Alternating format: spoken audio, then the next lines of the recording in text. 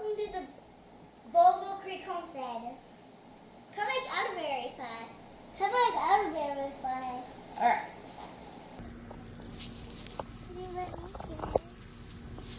Mia, there's some across the street we're gonna grab, okay? Down.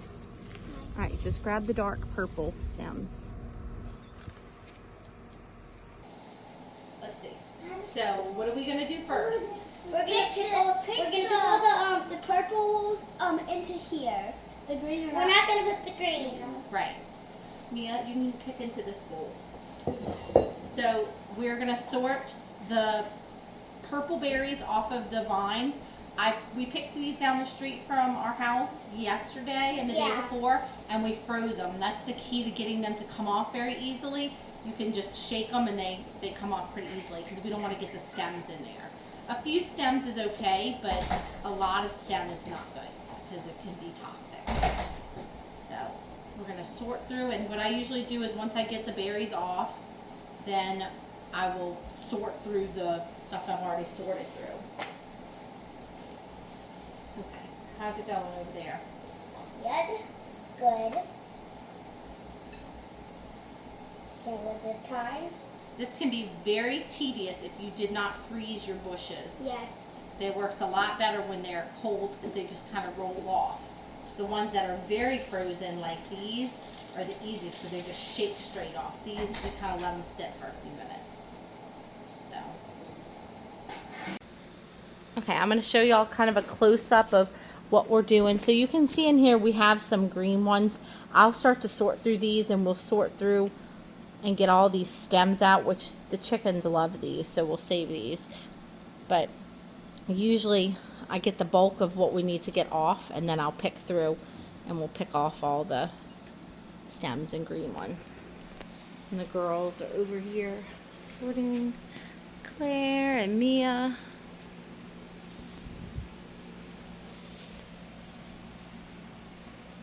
So Mia's is getting to be where it's hard because hers is starting to defrost. So you want to kind of just take out what you need as you go so that your stuff doesn't defrost. Like this one would be a really easy one because they're starting. Oops. Not that one. See, you can kind of just shake it, and they'll come when they're really frozen. Put it down. What? Okay. So I have sorted through most of the berries, pulling out stems. I don't want anything any bigger than this in there. For my own family, I'm okay with having a few little green ones. You just don't want a lot of green ones. So I filled this up. I don't measure anything, but I filled that up with the berries. And this is just my little Dutch pot. And then I'm going to just cover it with water.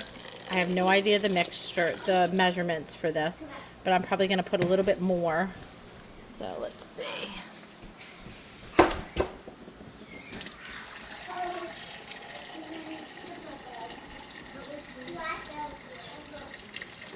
Okay.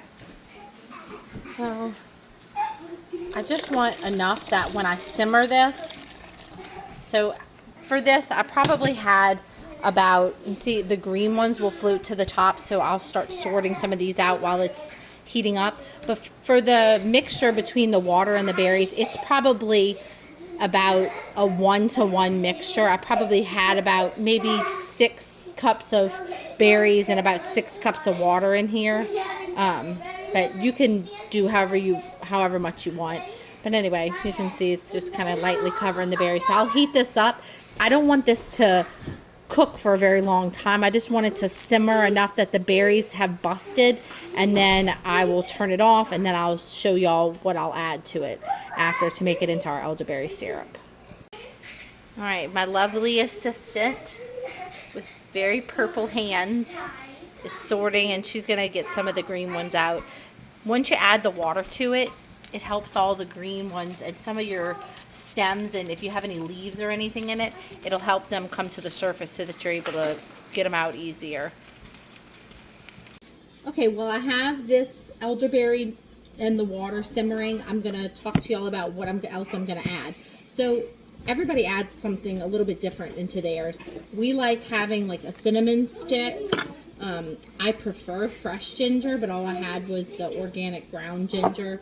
And then I like to add a little turmeric to mine, which I like the fresh better, but I want to get them some elderberry before the school starting. And then I like to add lemons to mine, and lots of honey. My kids like it really sweet, and if you have kids that are picky, you want to add a lot of honey to it, especially if you're going to add like ginger. Some people like to add oranges to theirs, and that's totally fine. But usually what I'll do, I like to keep mine with the peels on, so I'll just cut mine in a few pieces, probably like 8. And I will put that in there, peel and all. Make sure if you're putting your peels on, make sure you're getting like an organic lemon and you're washing it. Or you can just squeeze the juice in, whatever you'd rather. So I'm just going to drop that in there, and I'm going to do 2 lemons. Do it the same way.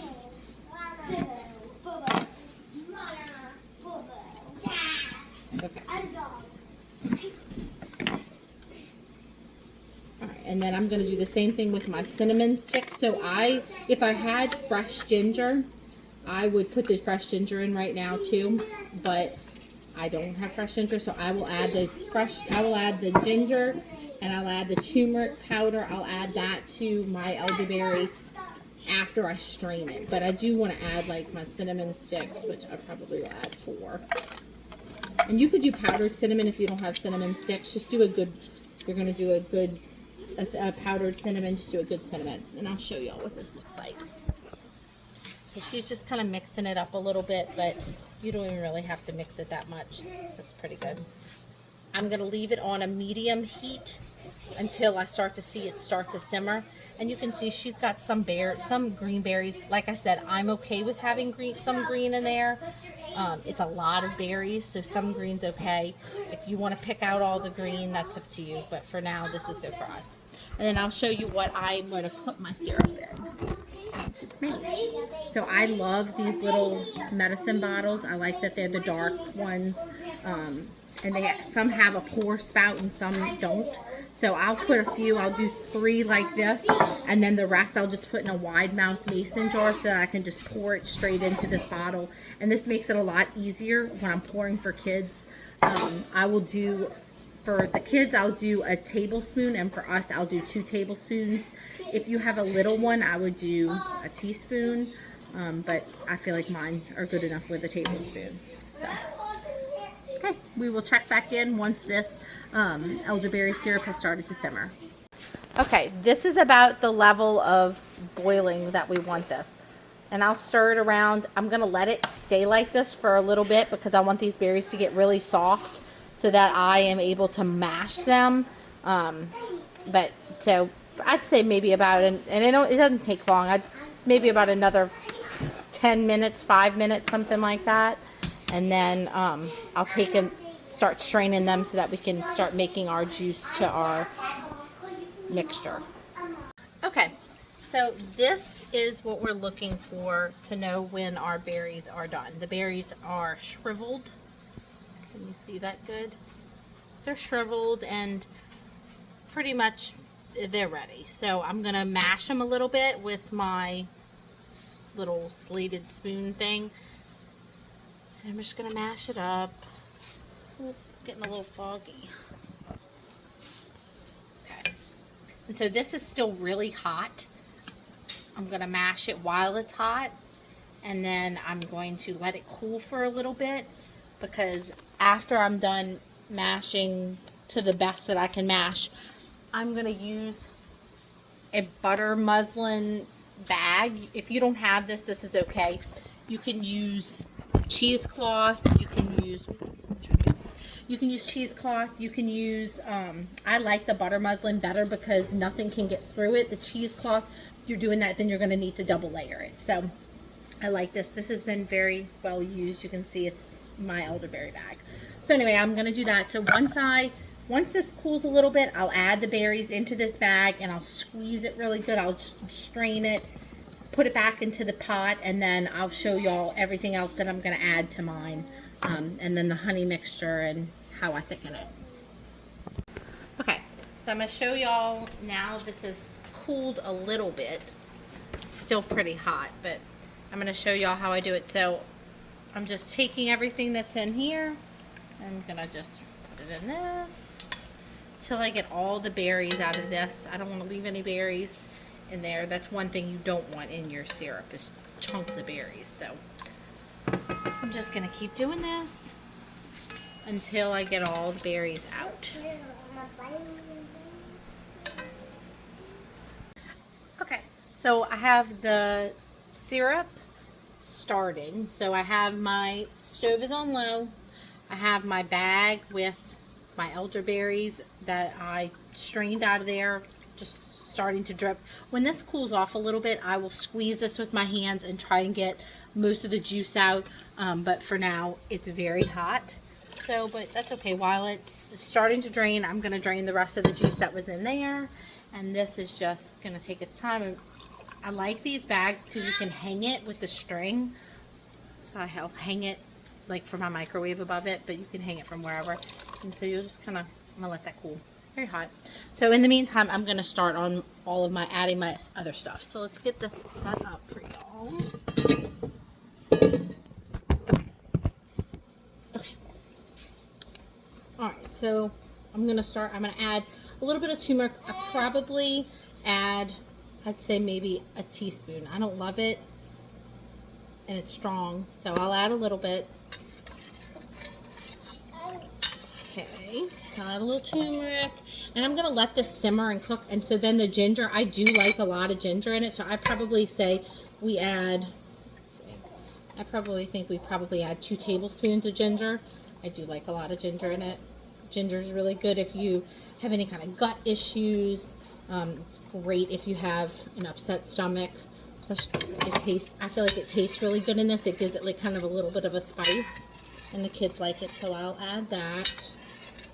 The thing that I'll add last, once this cools off a good bit, will be our honey. I don't want my honey to get too hot because I don't want it to be pasteurized at all. I want my honey, it's fresh from our hives. I want it to have all of its important qualities in it, because the whole point in us taking this elderberry is to help, especially during flu season. But elderberry is an amazing anti-inflammatory, so it's really good if you have sinus issues. Anytime we have a sinus infection, I will always give elderberry. Sometimes I'll even give it twice a day. It just kind of depends on how sick they are. It's great during cold season. It'll shorten the length of the illness, so if they have a cold, I definitely am giving it twice a day, and I feel like I can tell a big difference when they are not on elderberry and when they are.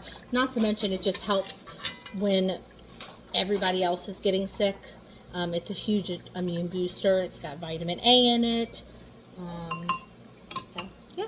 But anyway, while this is just kind of simmering away, I'm going to let this bag cool. Then I'll squeeze it. I will add honey, and then I'll add a thickening agent. So a lot of people will just do cornstarch. That's up to you. I don't like cornstarch in ours. So usually I will add like arrowroot powder. It mixes up really well, and it thickens really well. Sometimes I'll add like a grass-fed beef gelatin. I'll do that if I don't have the arrowroot powder, but I will check back with y'all. Okay, now this is cooled off enough. Okay, so I'm just going to squeeze this. I just want to get most of what's in here. It's still a little hot. This is going to be messy, so if you don't want your hands to be stained purple, put gloves on. But I don't care. Oh, it's still a little hot. I'm trying to get most of the juice that's in here out. That way all of our hard work of picking didn't go for waste. So I've already added my turmeric. I already added my ginger. We already have lemon in here. I already have cinnamon in here. If you were doing cinnamon that was not a stick, now would be the time that I would add it. And then I'm going to add my honey. I want this one to be thick. So like I said, you can do cornstarch, you can do arrowroot powder, you could do like a grass-fed gelatin. whatever you prefer. And I'm just going to add, I have a measuring cup already in here. I'm going to add about, so this is the arrowroot powder, so I'm going to add maybe like 2 tablespoons of it. I don't want it to be super thick. I just want it to be thick enough that it's not like pure liquid. So I'm going to add it while my mixture is still warm. And I'm just going to mix it really good. Oops, somebody's not happy. Alright, so I added that. I'm going to let this simmer for maybe another 5 minutes, and then it'll be time. Okay, so this is thick enough for me now. Like I said, if your family likes it to be thicker, you just add a little bit more of the arrowwood root or the cornstarch, whatever you want to add. I'm going to do one final squeeze, try to get the last little bit. And this is pretty cool now that I can add my honey to it. You don't want it to be cold. If it's cold, your honey is going to separate from it. So I want it to still be warm. I just don't want it to be hot. So I'm going to, this last little bit. And I have people ask me about the dosages for this. It really depends on how strong you're making your own. You can't overdose yourself on elderberry syrup. I mean, for a little kid, I probably wouldn't give anybody more than a tablespoon twice a day.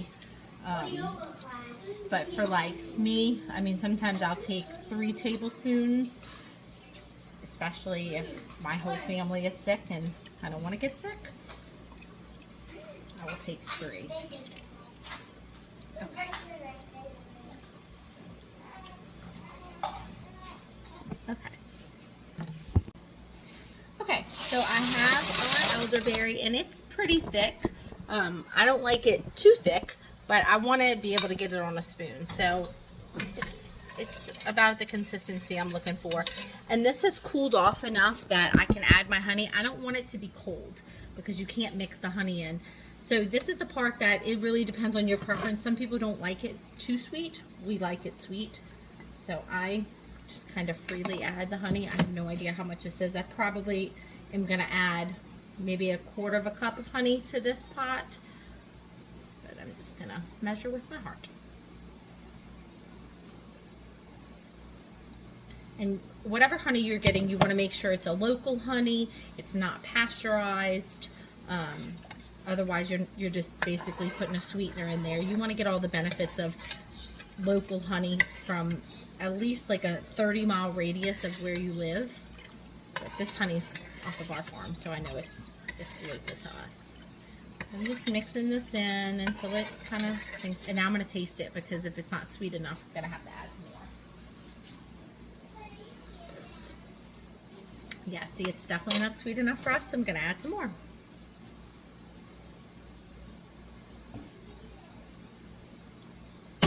This is a lot of elderberry, so I'm probably going to need a good amount of honey. Let's see. Okay, and so once I get this all mixed in and I get it to the right taste, now I'm going to use the same spoon because it's for my family. When we sell our elderberry, I'm not testing it like this, but it's getting there. I might add just like a tiny bit more. So I probably added, I don't know, I probably added 1.5 cups of honey. Way more than I thought I would, but this was a lot of elderberries.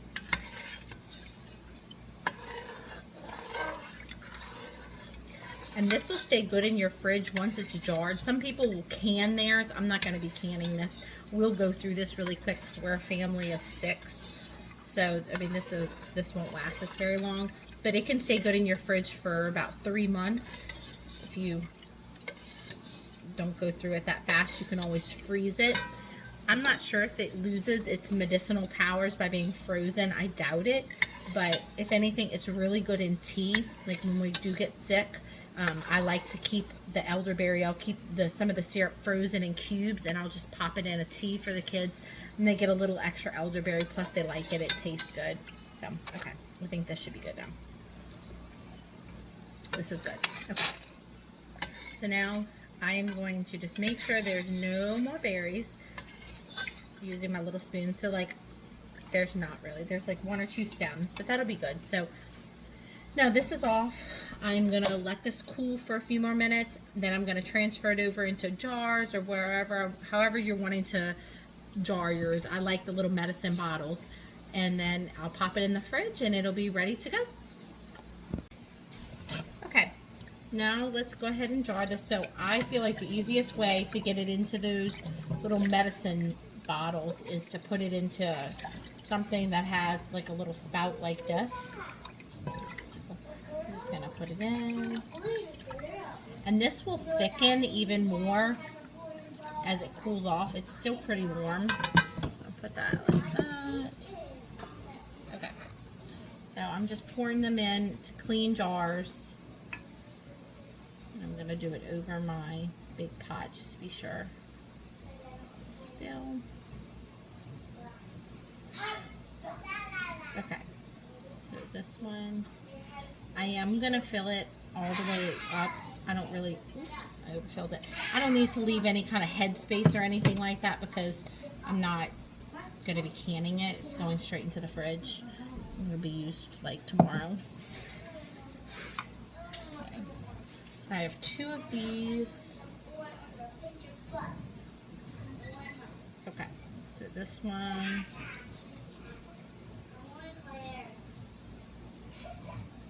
I almost overfilled that one. Alright, so I got those 2 filled.